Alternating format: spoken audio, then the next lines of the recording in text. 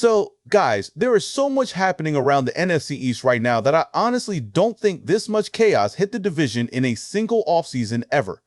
But you know what? It seems like the universe is finally on the Cowboys' side because every single piece of news coming out of these other teams is somehow, some way, breaking in Dallas's favor. What's up, Cowboys?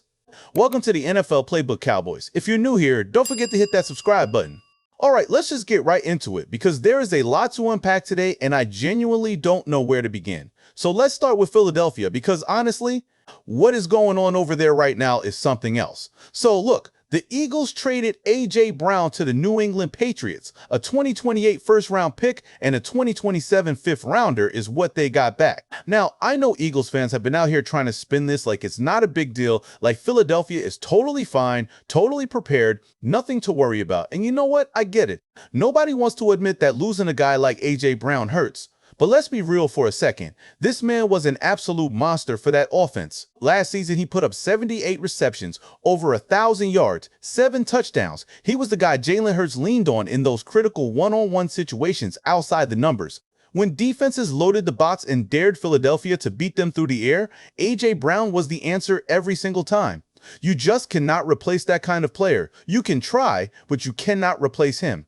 And here's the thing. The Eagles knew this was coming. I mean, honestly, there have been locker room tensions between A.J. Brown and Hurts for a while now, and everyone kind of saw this trade happening eventually. So, Philadelphia went ahead and traded up in the first round to grab Makai Lemon out of USC with the 20th pick. And look, on paper that makes sense, right? The kid had a genuinely impressive college career. 79 receptions, 1,056 yards, 11 touchdowns in his final season with the Trojans. So, Eagles fans are out here saying, we prepared for this, we got our guy, we're good. And I understand why they feel that way. But guys, this is exactly where it gets interesting for us Cowboys fans. Because reports are now coming out that Makai Lemon did not practice and was spotted wearing a sleeve over his right leg during OTAs. He's dealing with a soft tissue injury and is not expected back until training camp. Now, I want to be clear, I'm not sitting here celebrating anybody getting hurt. That's not what this is. But this is a competition, this is the NFL, and when your division rival's brand new first-round replacement for one of the best receivers in the league can't even get through OTAs healthy, that matters. That genuinely matters. Think about what Makai Lemon is missing right now. OTAs are when rookies learn how to line up, learn the timing of the offense, and build that chemistry with the quarterback. Lemon is missing all of that. He's missing reps with Jalen Hurts. He's missing the installs, the walkthroughs, everything that helps a young receiver get comfortable at this level. Now, you know, the Eagles still have Devonta Smith, who led the team in receiving last season with over 1,000 yards. They also brought in Dontavion Wicks, who caught 30 passes for 332 yards and 2 touchdowns for Green Bay in 2025. So, it's not like Philadelphia has nothing. But replacing A.J. Brown with a combination of players is not the same as having A.J. Brown. You can try to build something in the aggregate, but that kind of elite boundary receiver who bails out his quarterback in contested catch situations, you don't just replace that with depth. So as a Cowboys fan, I'm looking at the Eagles heading into 2026 with a weaker receiver room, a rookie who's already banged up before training camp, and a compensation package from the A.J. Brown trade that doesn't even really benefit them until 2028. A 2028 first-round pick basically carries second-round value today when you factor in how pick value drops year over year. Philadelphia is not winning from this deal anytime soon, and for the Cowboys, trying to take back the NFC East, that is massive. Now let's talk about another piece of good news from the Giants, because honestly, this situation over in New York is something I did not fully process until I looked at what they did on a single day. New York went out and signed Odell Beckham Jr., Braxton Berrios, and JuJu Smith-Schuster all on the same day, heading into mandatory minicamp. 3 wide receivers. One day. Now, I know some people are out here getting excited about Odell Beckham Jr. being back, and look, I love OBJ for what he was in his prime. But let's be honest with ourselves. The last time Beckham was truly that guy was probably the first 6 years of his career. He didn't even play last season. He was sitting as a free agent, and he picked up a 6-game PED suspension on top of all that. So, this signing by itself is not scary, but here's what actually matters. The Giants signed 3 wide receivers in a single day right before minicamp, which tells you everything you need to know about Malik Nabers.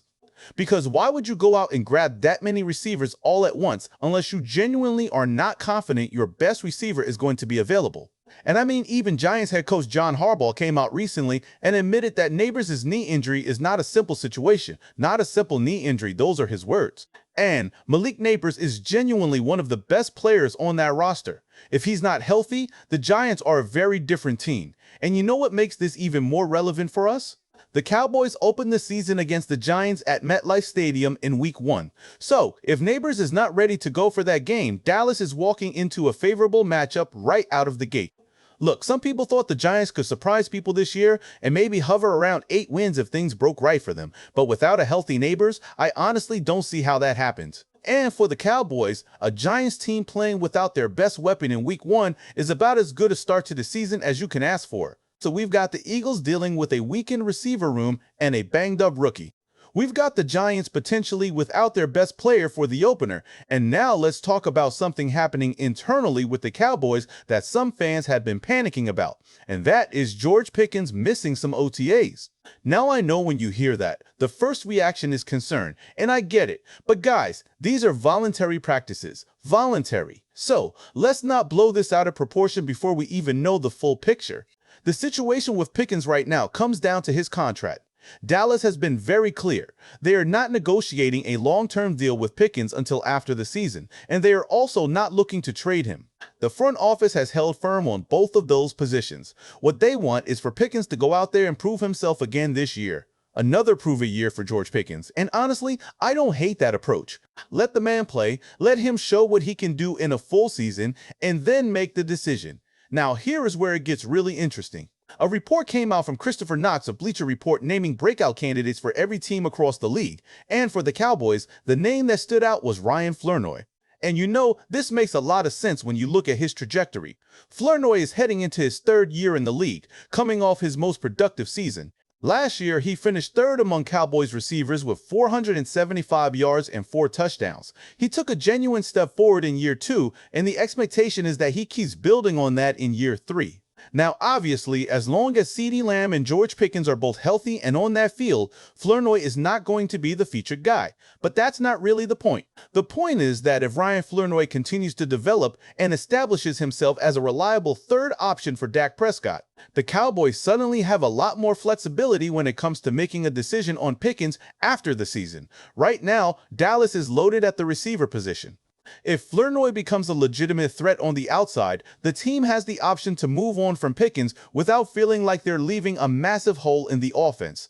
They could avoid tying up another $40 million player at the position and use those resources somewhere else on the roster where there's a bigger need.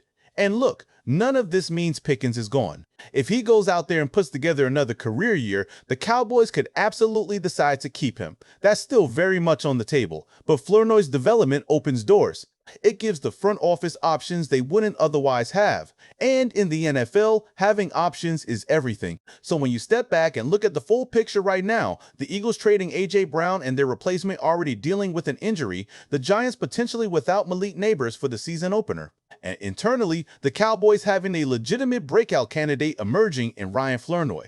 Man, I'm telling you, the NFC East is setting up in a way that really does favor Dallas heading into 2026. The universe really is with the Cowboys right now. Let's just make sure we take advantage of it.